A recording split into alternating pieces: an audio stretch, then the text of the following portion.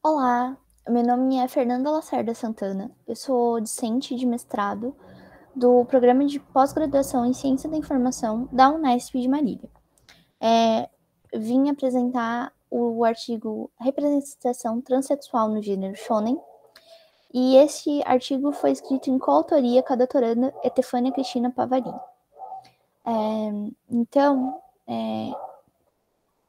Vou começar a apresentação.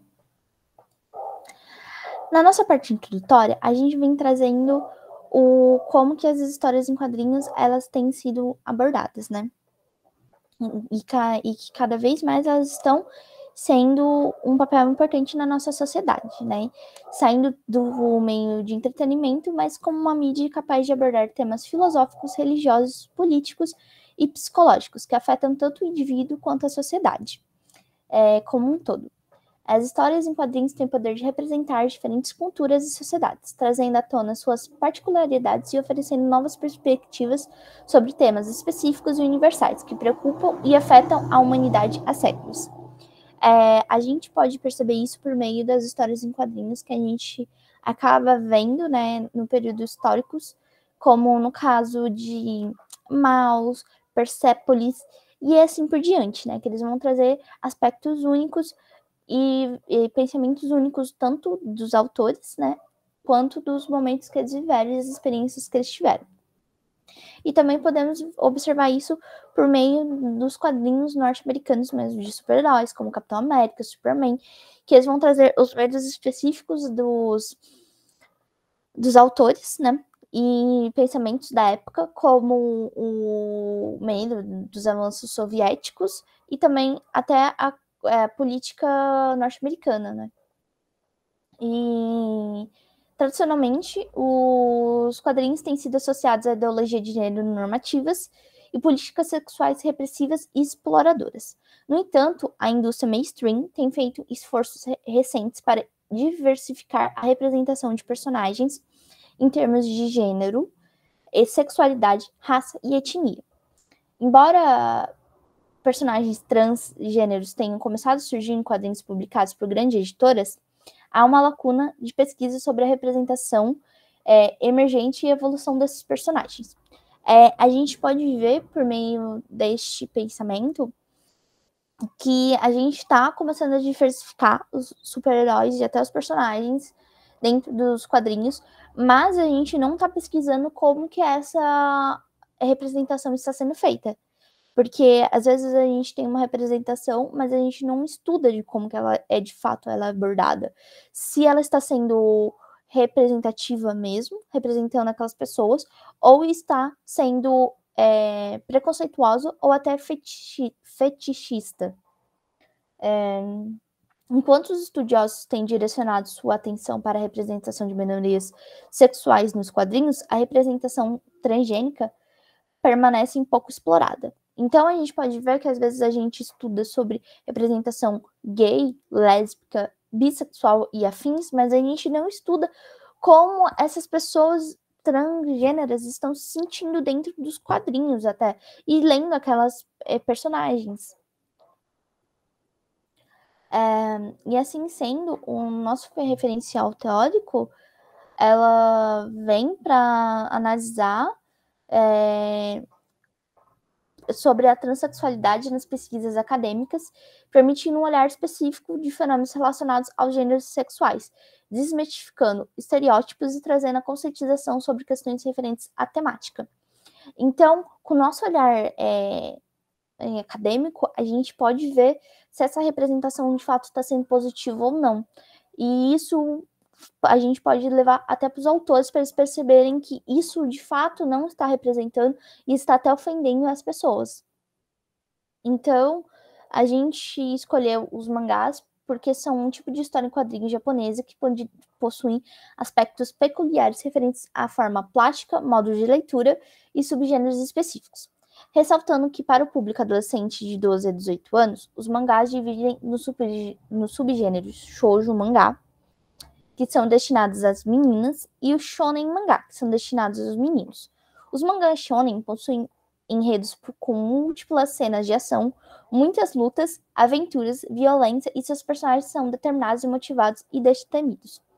Nesse tipo de quadrinho, a narrativa se desenvolve a partir dos acontecimentos que permeiam a jornada do herói, e geralmente possui um protagonista como personagem masculino.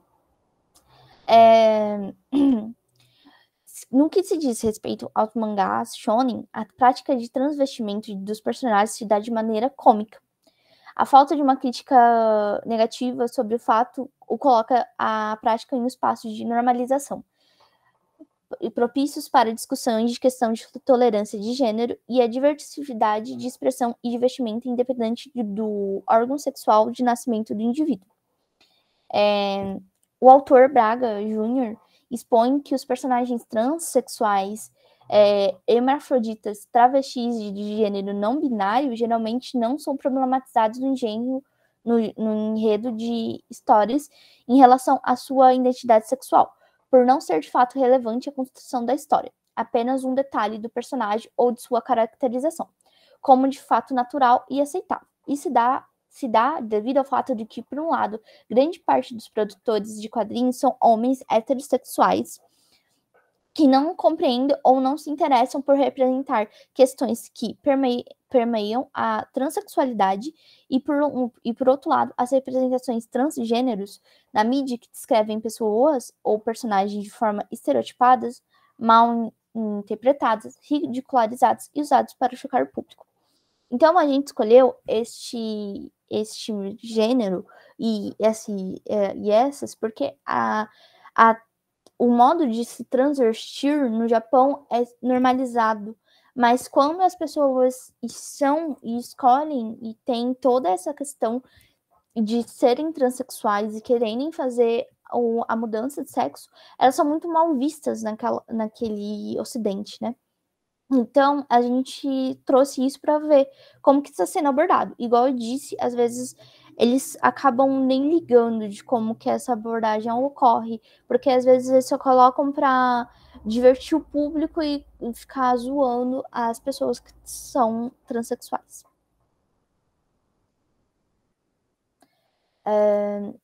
Então, o nosso objetivo geral é analisar como a identidade de transgênero é construída e comunicada em mangás do gênero shonen.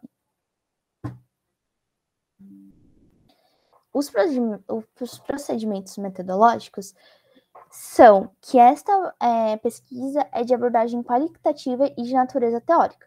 Isso característica como uma pesquisa documental e descritiva. Para análise, foram selecionados como um corpo documental 9 mangás do gênero shonen, que possuem 11 personagens transexuais. Utilizou-se como um método de análise hermenêutica de profundidade desenvolvida por Thompson em 1998. E esse método divide-se em 3 fases: a análise socio-histórica, a análise formal ou discursiva e a interpretação e reinterpretação. Aqui a gente traz nossos resultados. A gente traz os nomes dos personagens e os mangás onde eles aparecem. Aqui eu vou falar um pouco de cada personagem. Então, a Miyaki, ela é uma personagem do mangá Hu Hu Hakusho. E nesse mangá, ela é uma vilã que aparece na trama para bater de frente com o protagonista, logo no início da sua jornada do herói. E eles acabam caçoando dela ter escolhido e ser uma mulher, porque em nenhum momento eles respeitam ela como uma mulher, porque a partir do momento que eles descobrem que é um homem, né, vestido de mulher, eles ficam zoando ela e falando que ela não se decidiu ainda do que ela quer ser. E mesmo que ela bater no pé falando que ela é uma mulher e sente-se mulher, eles não respeitam essa identidade dela. A Fish Eye ela é do mangá Sailor Moon. E ela também, ela também é uma vilã na obra, né? Ela luta contra as Sailor Moons e ela captura homens e acabam tentando matar eles. Então, em nenhum momento também é abordado essa questão, mas é uma abordagem um pouco mais leve em comparação a Miyake. Também temos a Kamatara Hongujo, que é do mangá Samurai X, que também não se abordam o que ela e como o impacto dela ser uma personagem transexual ocorre na trama. Ela só é uma vilã também na obra. Depois temos o Império Ivansdok, que é do mangá One Piece. E quando ela aparece, ela acaba fazendo uma referência ao protagonista do musical The Horror Picture Show, mas eles também tem um momento que um personagem vai para a ilha que ela é imperatriz e aí eles acabam caçoando dessas pessoas, porque dentro dessa ilha só tem pessoas que são transexuais. E eles ficam caçoando, falando que se eles pegassem um dos protagonistas que estavam nessa ilha, eles iriam transvestir eles, demonstrando que essas pessoas que são transexuais querem transformar todo mundo em transexual. Só que esse não é o pensamento dessas pessoas, elas só querem ser aceitas pela sociedade. Também, depois de muito tempo, né, porque o One Piece ele é um mangá muito extenso, o Oda, que é o mangaka, ele traz a personagem Okui, e ela já tem uma abordagem um pouco mais leve, e não tão sátira e tão preconceituosa. Na verdade, o seu capitão, né, ela aceita ela do jeito que ela é e ela segue ele por causa disso até. Depois a gente vai ter em Hunter x Hunter a personagem Aluka, que só o seu irmão, que é amigo do protagonista, aceita ela da sua forma feminina, né? Os outros membros da sua família não aceitam. Depois a gente vai pro mangá Gintama, que a gente vai ter o Haichuru, mas ele é um personagem secundário, ele nem tem tanto impacto na trama. Depois a gente vai pro Stan Gates, que a gente vai ter a personagem Aluka Hoshibara, mas ela não consegue decidir-se se ela quer fazer essa mudança, mas ela se sente super bem em roupas femininas. Então ela acaba se considerando mulher em vários aspectos da trama, mas às vezes ela fica confusa com os questionamentos das outras pessoas sobre a sua sexualidade. Depois a gente vai para o Koishu Tsuri, que a gente vai ter a personagem Grace Twist, que ela é um homem trans, né? Não, ela é um homem trans que tá fazendo a sua transição, só que ela ainda não tá confortável de se vestir como um homem trans e afins, ela ainda está se decidindo. E ela também é uma vilã na trama. Depois a gente vai pro mangá My Hero Academia, que aí a gente vai ter dois personagens, que é o Yatara Shatora, que é um homem trans, que ela nasceu como mulher, se transformou para homem, e ela se sente super bem com isso, e em nenhum momento eles falam disso muito na trama, só falam que ela fez essa mudança. E também a gente tem o Magni, que é uma mulher trans. Ela ainda tá se transformando, mas na trama ela é ela é uma vilã. Então a gente pode ver que na nossa análise sociohistórica dos mangás selecionados, buscou-se compreender como os autores estão interligados às obras e os personagens, com base no gênero, sexualidade dos autores e a data de publicação da obra. Foi observado que, apesar de algumas autoras existirem no gênero shonen, sua presença é menor do que a dos autores homens. Além disso, a maioria das obras analisadas tiveram sua publicação a partir da década de 1990, período em que poucas pessoas viam os personagens transexuais como figuras com tramas e desenvolvimento significativo. Como resultado, esses personagens eram frequentemente retratados de maneira cômica ou apelativa nas obras.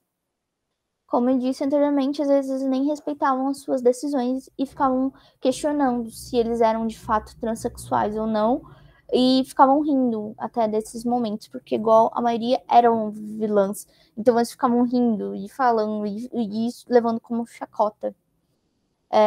Ademais, é possível notar que eles costumam ser personagens secundários dentro do gênero, tanto do lado dos vilões quanto dos heróis.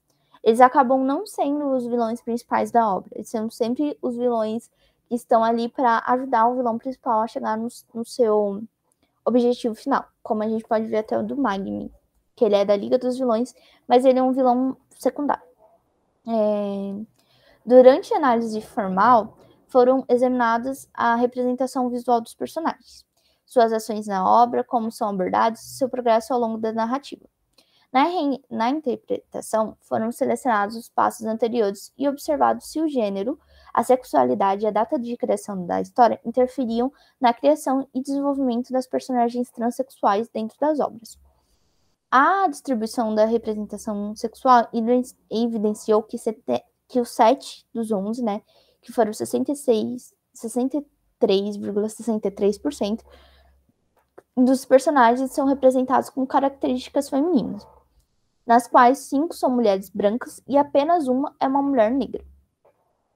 Os outros 5, que são 54,54%, dos personagens são representados como características masculinas, dos quais 5 se caracterizam como homens brancos, dentre destes 4, que são 36,36%, apresentam aspectos essencialmente masculinos, como barba, queixo mais pontiagudo e grandes e músculos. Muitos músculos são muito masculinizados.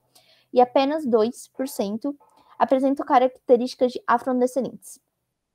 Observou-se que, refletidos nos mangás,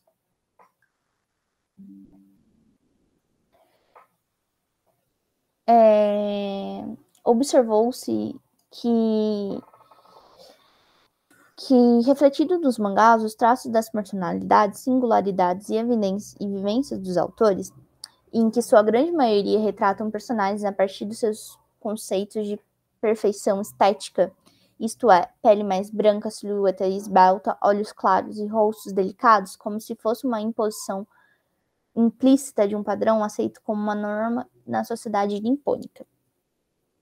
A falta da representatividade de personagens negros, indígenas, latinos, PCDs e LGBTQIA+, nos mangás orientais é reflexo da baixa miscigenação em países asiáticos, de acordo com Agostinho e Silva, dificultando a auto-identificação dos diversos leitores com os grandes títulos vinculados à cultura pop ocidental. A gente pode ver isso quando eles saem do Japão e começam a vir para o Brasil. Algumas pessoas não se sentem representadas ali, porque a gente não tem personagens com tantos traços parecidos conosco, mas com traços parecidos com eles e até o aspecto de visual que eles querem ter. Então, isso pode afetar em alguns anos os pensamentos dos leitores das obras. E assim sendo, a nossa consideração final é que neste estudo foi observado que os personagens transexuais mangás do gênero shonen ocupam principalmente papéis secundários na trama. Muitas vezes são representados de forma superficial e estereotipada.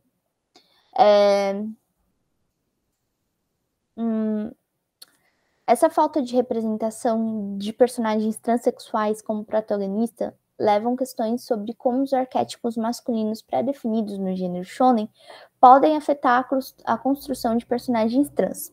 Além disso, a marginalização dessa população no Japão pode influenciar a maneira como esses personagens são retratados nas obras. E a nossa última reflexão é que a reflexão sobre a falta de personagens trans como protagonistas em mangá shonen e sua representação estereotipada e limitada mostra que há espaço para melhorias na representação dessas obras na cultura popular.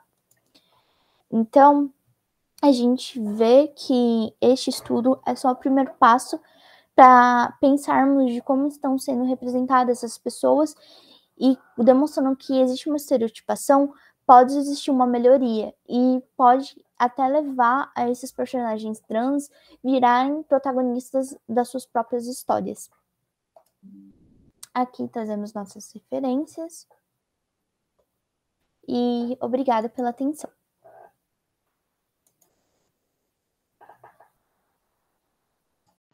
Olá, eu me chamo Paulo Henrique Testoni, eu sou mestrando no programa de pós-graduação em Ciências da Linguagem da Unisul, Universidade do Sul de Santa Catarina, em Palhoça. E eu vou falar um pouquinho agora sobre as diferenças entre o gênero Boys Love no mangá e nos dramas através da obra Cherry Magic, que ele é o meu projeto, na verdade, de dissertação, então eu estou apresentando para vocês aqui uma prévia do meu projeto de dissertação. Começando então aqui pela introdução, o Boys Love, ou BL, ele retrata histórias de amor entre dois garotos adolescentes ou dois homens adultos. Esse gênero tem origem no Japão, no mangá, né, e tem como público-alvo original as mulheres heterossexuais. Esse gênero ele é visto como uma forma de fetiche do imaginário feminino. Só que apesar de historicamente esse gênero estar relacionado com os consumidores do público feminino, os homens gays têm recentemente abraçado esse gênero, se identificado com esse gênero como forma de algo que compõe a mídia LGBTQIA+, né? Um dos recentes expoentes desse gênero, uma obra expoente recente desse gênero, é a obra Cherry Magic, 30 Years of Virginity Can Make You a Wizard, que surgiu no mangá e tem sua versão em dorama, em série, né? Esses dois formatos, eles possuem poucas diferenças, só que só pela mudança de formato, né, a gente consegue ver algumas diferenças fundamentais, e é isso que a gente vai ver aqui nesse trabalho, certo? A principal pergunta que vai nortear esse trabalho é quais as diferenças e semelhanças que essa obra Cherry Magic nos formatos de mangá e dorama e o que isso implica em relação ao gênero Boys Love, certo? Então, como objetivos, a gente tem fazer a análise comparativa da obra Cherry Magic nos formatos de mangá e dorama no nível estético narrativo em relação a questões de gênero. Então, para isso, a gente vai estudar o contexto LGBTQIA+, do Japão e o surgimento do gênero Boys Love, analisar o mangá e a série live action do Cherry Magic a nível estético, narrativo, em relação a questões de gênero, e verificar como o processo de adaptação da obra para uma mídia diferente vai impactar no seu resultado. E a gente vai principalmente usar 3 eixos, que é o eixo no âmbito estético, através do Jacques Salmon e do Thierry Groenstein, para falar o Almond da parte audiovisual, o Groenstein da parte de mangá. No âmbito narrativo, a gente vai usar principalmente o André Gaudreau e o François Jost para falar da parte audiovisual e o Groenstein da parte de quadrinhos. E ali nas questões de gênero, a gente tem a Nakamura Momoko e a Nagaike Kazumi para falar de gênero no cenário japonês, né, que tem um contexto muito diferente aqui do Ocidente, né? E a Butler como um certo aporte aí de pesquisa para levar as questões de gênero que a gente está acostumado a ver, está acostumado a estudar, certo? Então a gente ainda vai explorar ali, primeiramente, os contextos da vida LGBTQIA+, no Japão, vai estudar o surgimento do mangá, a chegada até o gênero BL, né? E vai ser pesquisado sobre a teoria ali da adaptação, tendo como principal autores a Linda Hutton e o Lauro Maio Morim. E daí a gente vai fazer a análise comparativa a fim de verificar as diferenças nessa obra Cherry Magic no formato de mangá e no formato de série live action. Começando um pouquinho, então, sobre o contexto histórico da homossexualidade no Japão. Ela vem sendo documentada desde o período Tokugawa, o período Edo, que é de 1600 a 1867. Muitos tipos de arte nessa época já retratam o relacionamento entre homens, e um modelo muito comum na relação entre samurais, que tinha essa relação entre os samurais, que era baseado no Nenja, aquele que ama, e o mais jovem, o Akashu, que é o amado, que já reproduz ali uma certa coisa assim do Nenja ser, entre aspas, o homem, e o Akashu, entre aspas, ser a mulher, né? A gente tem ali, então, passando já para a Era Meiji, que são ali de 1868 a 1911, muitas dessas tradições não sobreviveram, mas ainda existem relatos que descrevem atos de amor entre soldados ali, que é algo remanescente da prática ainda dos samurais, né?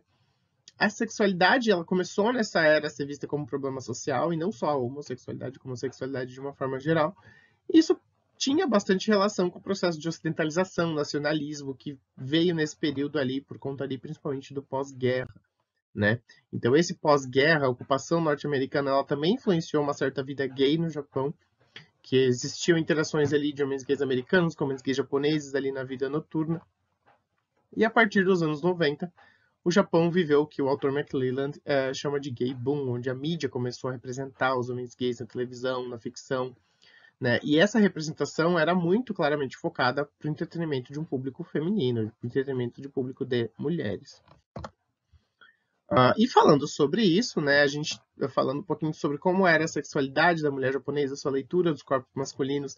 Então, a Barbara Hartley, ela vai comentar que a representação do corpo masculino na arte japonesa, ela tem um longo histórico, né? Ela vem desde ali do período Tokugawa, que eu já comentei. A gente tem esse artista, o Takabatake Kasho, que ele representa o corpo masculino na obra dele de uma forma muito delicada e já também focada no público feminino. E a gente tem essa obra, Tatuagem, que é esse menino ali mais delicado, com o corpo todo tatuado, utilizando só essa tanga japonesa ali, já numa posição de passividade, né? Que também disse que essa obra já era focada num público mais feminino. E passando então para um pouco mais recente, a gente tem essa autora que é a Mori Mari, né? Que ela é uma das primeiras autoras japonesas na literatura a trabalhar com amor entre dois homens, e ela tem uma trilogia nesse sentido bem famosa, que é composta por esses 3 livros, A Cama de Folhas Secas, Eu Não Virei no Domingo e A Floresta dos Amantes. Falando um pouquinho então do surgimento do boys love mesmo no mangá, ele é derivado do gênero shoujo, da demografia shoujo, e essa demografia shoujo, ela faz parte de uma cultura muito forte no Japão de ter uma demografia muito forte para os mangás, né? Então a gente tem como popular shonen para meninos e adolescentes, shoujo para meninos e adolescentes, seinen para homens e adultos e assim por diante, né? Então essas demografias sempre foram muito bem trabalhadas, muito bem fortes nas publicações de mangá do Japão, né? E o BL ele é um derivado do gênero shoujo, que começou ali com o Tezuka Osamu, com A Princesa e o Cavaleiro, né? Um dos primeiros mangás considerados desse gênero é esse mangá. E ali nos anos 70, algumas artistas como a Ikeda Ryoko, a Hajimoto, Takemiya Keiko, elas revolucionaram esse gênero shoujo, que era o gênero de meninas, para trazer uns temas mais complexos. E um desses temas mais complexos, um desses subgêneros, foi o gênero Shonen Ai, que se traduz mais ou menos como amor entre garotos, amor de garotos. E nesse gênero, a arte, dá pra ver nessa imagem que é do mangá Kazetoki no Uta, era um gênero que, mesmo os meninos, era uma arte muito assim andrógina, né? E era sempre uma realidade muito longe do Japão, era uma escola na Europa, alguma coisa muito longínqua, até para contribuir com esse caráter de fantasia, né? E esse tipo de narrativa, ele sempre, trazendo a citação ali do Welker, pelo fato de que os casais homem-homem nesse tipo de narrativa geralmente têm sido compostos de um parceiro mais masculino e dominante relacionado com mais feminino e passivo, então reproduzindo grosseiramente a binariedade homem-mulher. Então esses casais dessas obras, e até hoje, eles vão estar reproduzindo sempre uma binariedade homem e mulher de uma forma a grosso modo. E eu trouxe até esse exemplo mais recente, né, de Sasaki Tomiya no, que dá para ver que tem um homem ali mais alto, tem um homem mais baixinho, mais afeminado, né? E esses estereótipos ganharam os nomes de Semi e Yuki. Tá? Semi como atacante, que seria o cara mais alto, o cara mais viril, mais másculo, e Yuki, que é o cara receptor, um pouco mais afeminado, mais frágil. E ali, a partir ali dos anos 80, a gente vai ter obras como Banana Fish, que vão dar continuidade para esse gênero, ainda não com todas as características do boys love como a gente tem hoje, mas dando continuidade ali para esse derivado do shoujo, né?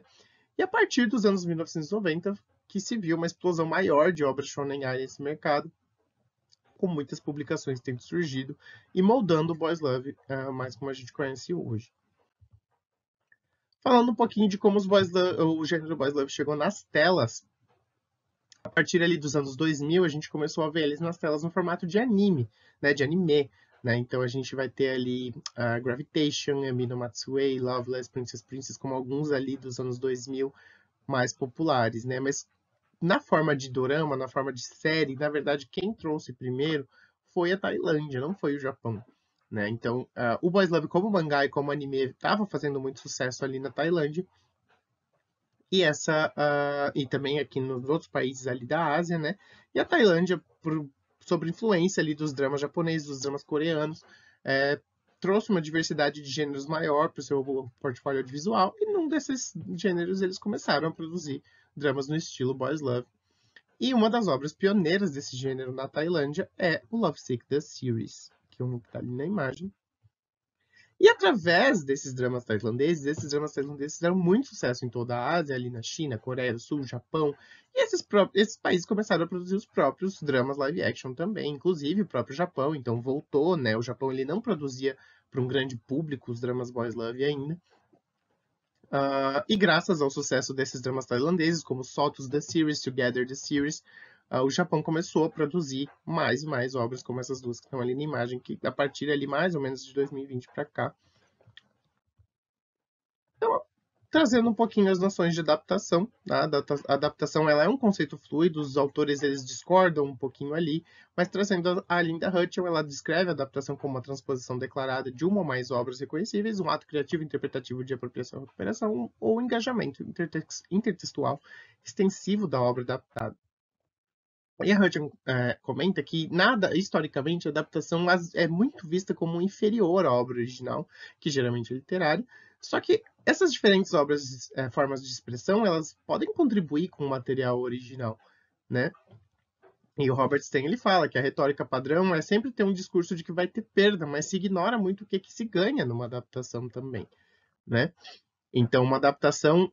existe uma vertente que fala que a adaptação é uma adaptação, né? Ela é intrinsecamente ligada pelo seu texto, mas também existe a vertente de que ela é o seu próprio texto, ela é o seu próprio objeto estético, né? E o Amorim, ele traz que nenhuma adaptação vai conseguir um grau de perfeição, né? Mas tem que ter uma certa fidelidade, né? E ao mesmo tempo, toda adaptação, ela vai ter algo a acrescentar também, ela vai ter um novo elemento, uma nova visão. Então, intrinsecamente, uma adaptação, ela vai trazer alguma coisa nova, né?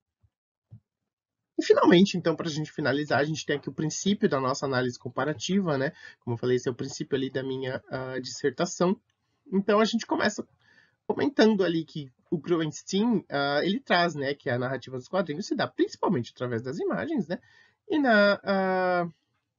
E a parte ali, quando a gente fala de audiovisual, a gente tem ali, conforme o Goldroy Joss, que vai ter a parte ali imagem e sonora, né?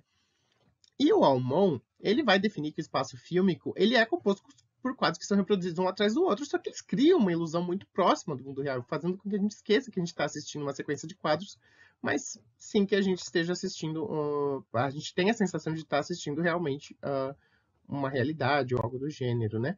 E já nos quadrinhos, o espaço que vai reger a história é o layout, né? Que ele vai estabelecer essa relação entre os quadros, os elementos da mesma página do quadrinho. E a principal diferença é que a gente vai estar vendo ali de forma estática, percebendo de forma estática, né? Diferente do filme, que é um movimento constante, né? E ali no Cherry, falando então já um pouquinho do Cherry Magic, na versão em dorama, a gente tem uma contextualização bem maior sobre a vida do protagonista. Enquanto no mangá ele já meio que começa a história assim de supetão, no dorama ele traz uma contextualização, mostra ele acordando para ir para o trabalho, uma coisa assim que tem uma tentativa de criar uma identificação com o público, porque ele tem uma vida comum, uma vida entediante. E por causa dessas situações, a gente a gente está mais disposto a criar uma relação de identificação com o Haddad como protagonista na série do que no mangá, porque no mangá ele não traz esse contexto, ele já começa a história, já mostra ele ali tendo seus problemas ali com os poderes que ele ganhou, mas na série ele tem uma contextualização maior. E um detalhe que chama bastante atenção no mangá é essa cena ali do Kurosawa, que é o interesse amoroso do protagonista Haddad, que ele fala que ele quer lamber essa pinta ali atrás da orelha do Haddad, que isso não está presente no mangá. Né? Isso não, ou melhor, isso não está presente no drama, ele está presente apenas no mangá. Né? Isso pode ter uma conotação do fato de que os mangás Boys Love, principalmente no seu princípio, eles buscam um público que tem um interesse numa conotação sexual maior. Enquanto nos dramas, a gente tem ali a citação do Ota, que ele traz uma fantasia mais voltada para o lúdico, mais uma coisa assim, que se mistura um pouco com a vida real também, né? E trazendo ali a citação da Nagai, que ela comenta que dentro do gênero boys love existe uma conotação realmente de conteúdo mais sexual nos mangás, né? Que eles projetam componentes reprimidos da sexualidade feminina para que elas usem isso até como escapismo, né? E o fato de o mangá possuir essas mulheres como público-alvo, essas mulheres japonesas que são muito reprimidas, traz essa tendência para a sexualização, né? Que não é o caso do dorama, que o dorama, a série, né, ele tem um público-alvo muito mais abrangente, né? Então essas foram as minhas referências.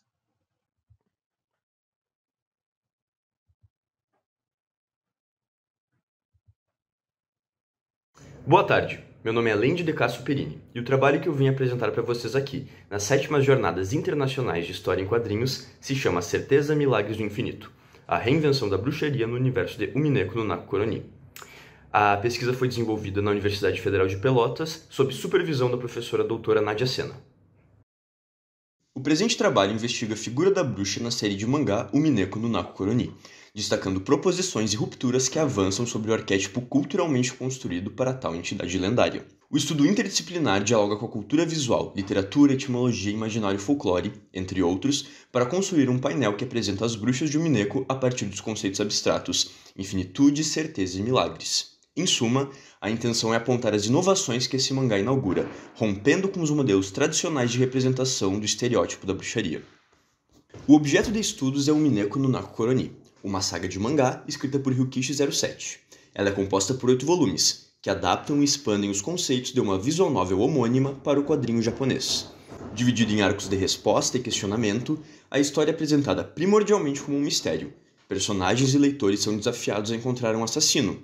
Entretanto, este culpado protege sua identidade utilizando como fachada uma figura lendária que assombra a região, a bruxa Beatrice. A história tem seu início com uma reunião de família em sua ilha privada, Hokenjima, durante os anos 80. Um tufão os isola do mundo e irrompe uma sequência de assassinatos enigmáticos, intrigando a todos pela dificuldade de apontar um responsável. A série foi publicada entre os anos de 2007 e 2015 pela Gangan Comics, em território nipônico, e pela Yen Press, internacionalmente. A narrativa visual aposta no preto e branco, explorando o contraste com dramaticidade. O texto aparece em cores como vermelho, azul, roxo e amarelo em momentos simbólicos. Para destacar determinadas ocasiões, são inseridas páginas integralmente coloridas. Aqui são apresentados exemplos da dramaticidade visual atingida pelo preto e branco, juntamente com um exemplo do simbolismo da cor vermelha na história. O vermelho no texto representa uma verdade irrefutável. No creio em brujas, pero que las hay, ou não acredito nas bruxas, mas que elas existem, é um provérbio castelhano, aqui traduzido, capaz de sintetizar a narrativa de Umineko. Beatrice, a primeira delas a integrar a história, representa o conceito da infinitude. Os assassinatos são distinguidos como parte de um jogo enredados em uma caixa trancafiada e desconexa do mundo, onde existem incontáveis caminhos para um mesmo resultado, a chacina de uma família. Entretanto, a bruxa infinita não é a única que circunda esse jogo de morte, tal como a infinitude não é o único conceito presente nele, junto a milagres e certezas. Burn Castle e Lambda Delta são bruxas que passam a observar e interagir com o jogo de Beatrice. A primeira personifica a forma mais pura do milagre, um evento extraordinário alheio às forças da natureza. Por conseguinte, a portadora deste conceito é estranha à humanidade. A raridade de um milagre é proporcional à impiedade de sua concessora. Ela representa a força das tragédias e decepções. Afinal, não se pode contar com um milagre. Em oposição, Lambda Delta é a bruxa da certeza. Próxima dos humanos e seus maneirismos, a bruxa é adorada apesar de inconstante. A certeza sendo um alicerce potencializador de fé. Ou seja, é possível crer com mais força em algo que tu tem certeza da veracidade ou da existência. Lambda Delta é apresentada como uma garota de diversão capciosa, mas residem por detrás disso ingenuidade e altruísmo. Milagres são capazes de renegar certezas. Certezas são capazes de impedir milagres. As duas bruxas são antagônicas, o que as compele a nutrir uma relação que oscila entre rivalidade, obsessão e amor. Aqui eu separei 2 painéis para apresentar para vocês. Neste primeiro, nós temos as 2 bruxas em um combate, e já nesse segundo, para 2 apaixonadas, o oceano de fragmentos é pequeno. Para aqueles nas fileiras de cima, o oceano de fragmentos é vasto, como fantasmas em uma casca. Seremos capazes de nos encontrar novamente, quando algo chorar mais uma vez. Isso é bom. Vamos fazer isso.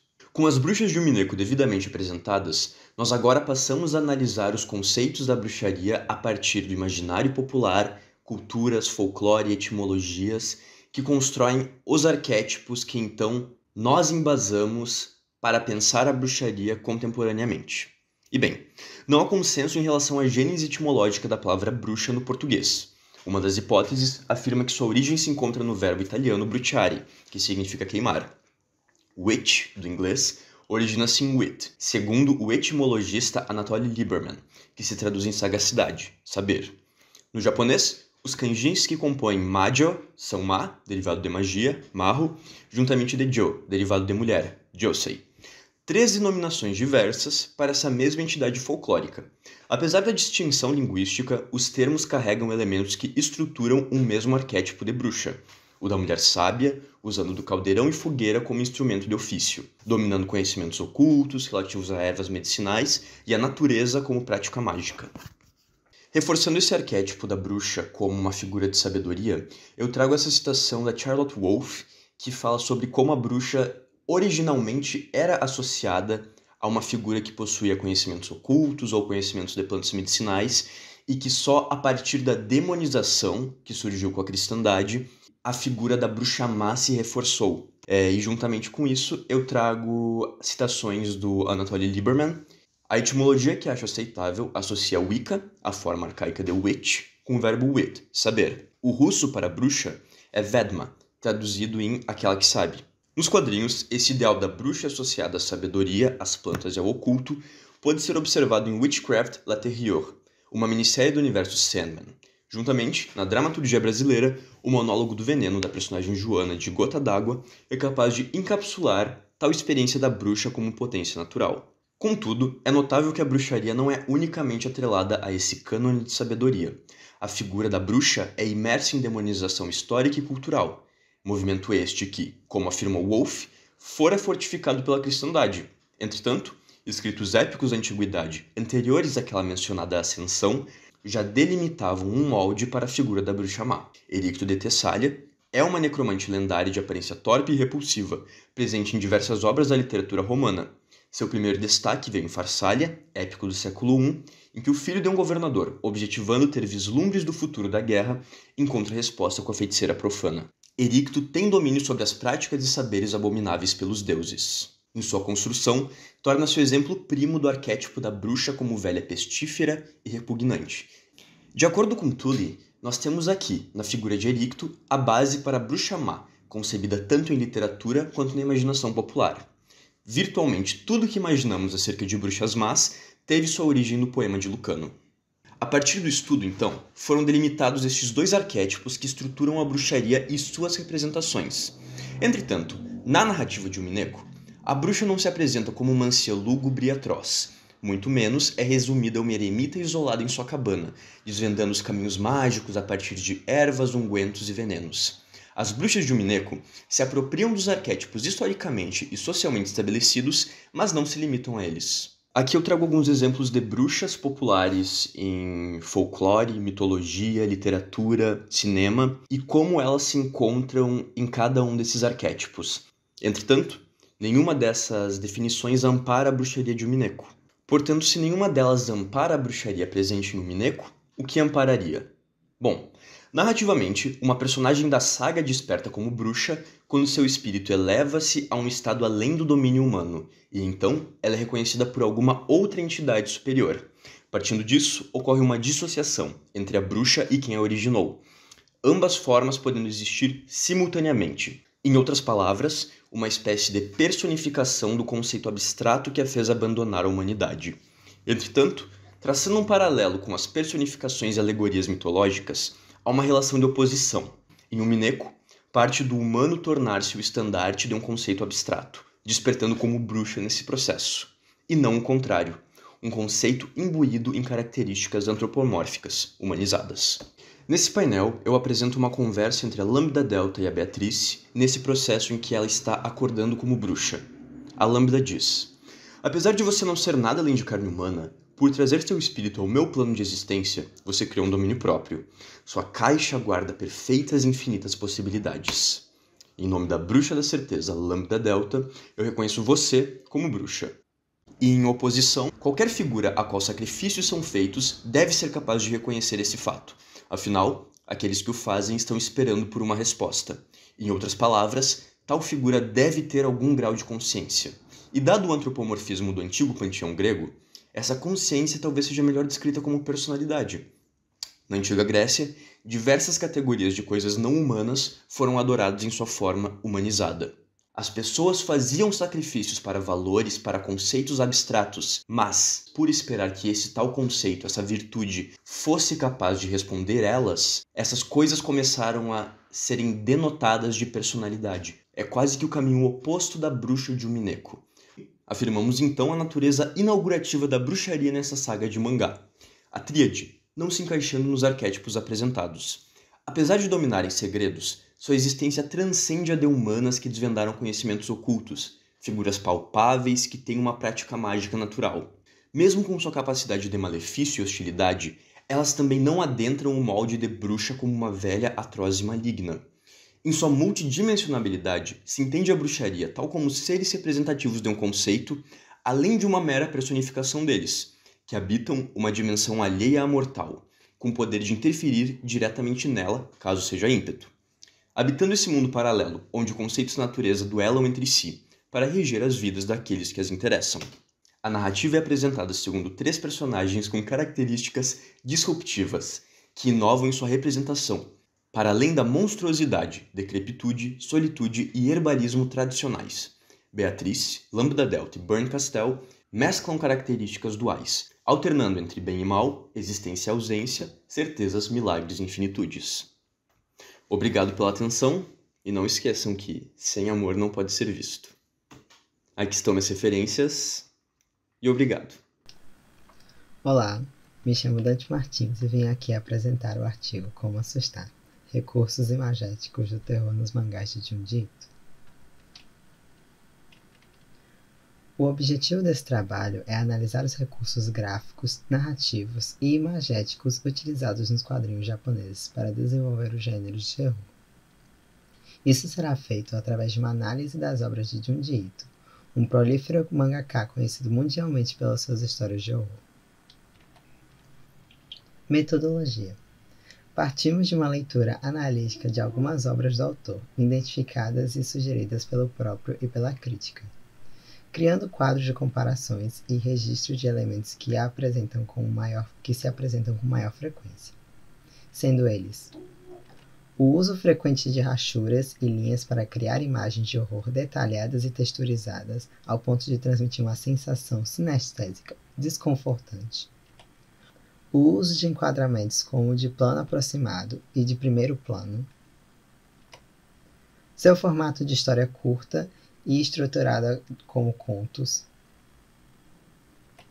seu uso da virada de página como ferramenta para criar tensão e chocar o leitor.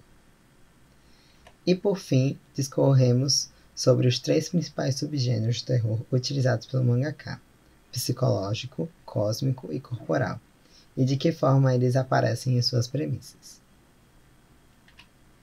Análise. Contos e capítulos. As obras de Ito são contos em formato de mangá.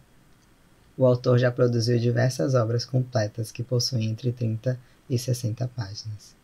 Em Uzumaki, Gyu, Tomi, Resta Remna e em todas suas obras maiores, cada capítulo pode ser considerado uma história completa, nas quais os personagens se repetem. Isso traz uma sensação episódica à leitura. Uzumaki, por exemplo, é uma história sobre uma cidade fictícia que está contaminada por espirais. A adolescente Kiri Koshima e seu namorado Suichi Saito protagonizam a história. Eles presenciam em cada capítulo o efeito da maldição dos espirais sobre algo, alguém ou sobre eles mesmos. No primeiro capítulo, Obsessão por Espirais, o conflito se dá pelo pai de Suichi desenvolver uma obsessão doentia por espirais, colecionando objetos e padrões espiralados compulsivamente. A situação se escala ao longo do capítulo, culminando no clímax. O obcecado torna seu próprio corpo em uma espiral, morrendo no processo. Já no capítulo 6, Medusa, Kitty e uma colega de turma são as principais vítimas das espirais.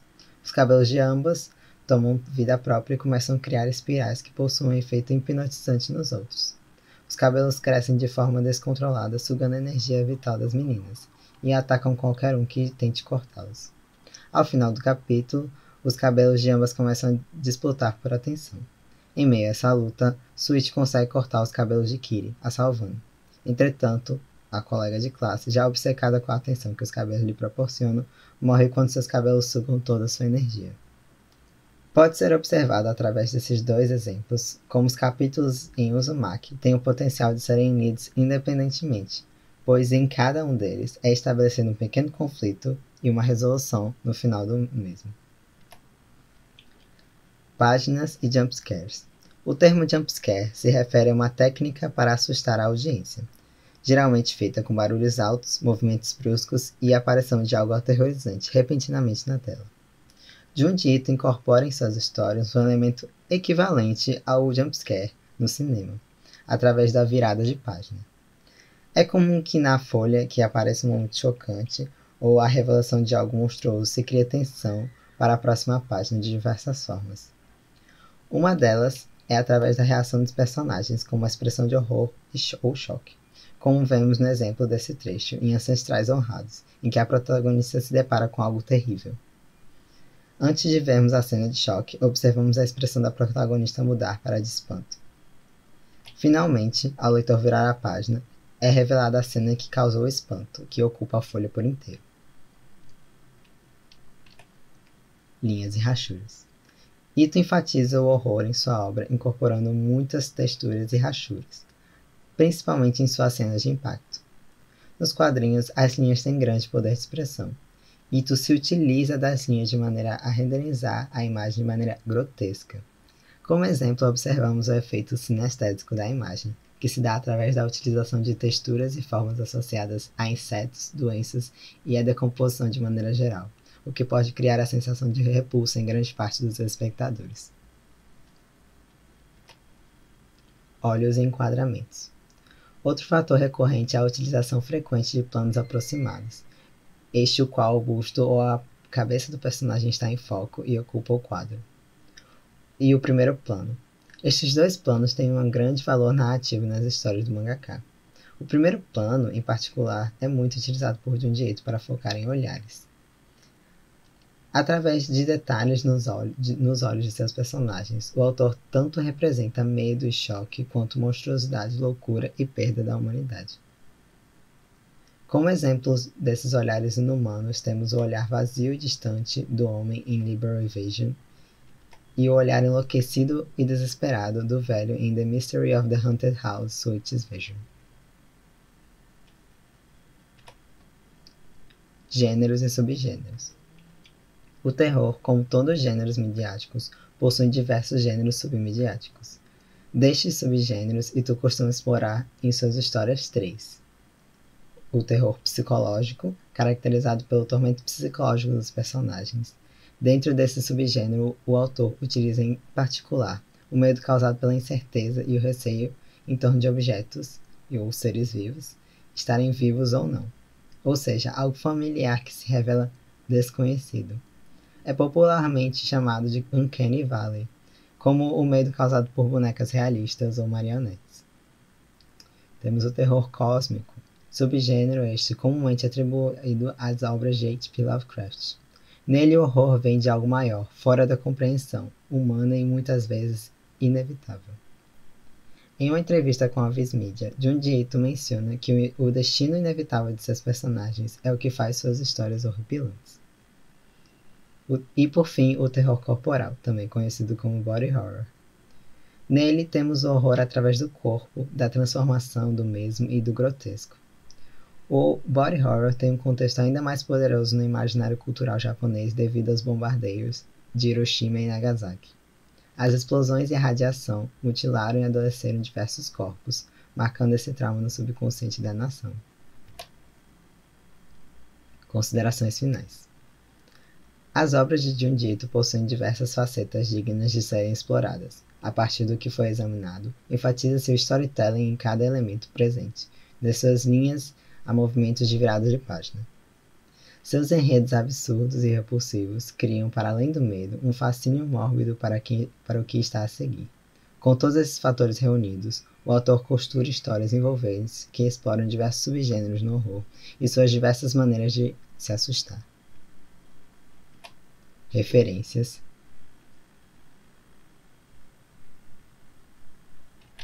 Obrigado.